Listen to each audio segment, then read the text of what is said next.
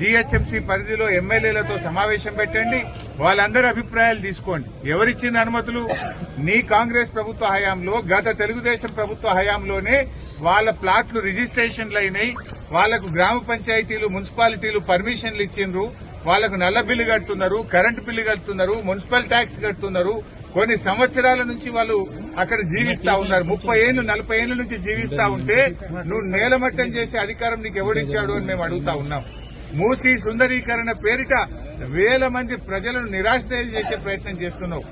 2013 భూసేకరణ చట్టం ప్రకారంగా ఎవరైనా పేదలను, నిర్వాసితులను వాళ్ళ ఇండ్లు తీసుకోవాలంటే వాళ్లకు ఇంటికి నష్టపరిహారం ఇవ్వాలి, వాళ్ళకు కొత్తగా డబుల్ బెడ్రూమ్ ఇల్లు కట్టియాలి, జీవనోపాధి కింద 5 లక్షల రూపాయలు ఇవ్వాలని నీ కాంగ్రెస్ ప్రభుత్వం 2013 చట్టం చెప్తా ఉన్నది. కానీ నువ్వు ఎక్కడో ఒక డబుల్ బెడ్రూమ్ ఇస్తా ఇల్లు కాల్ చేసిపోండి అంటే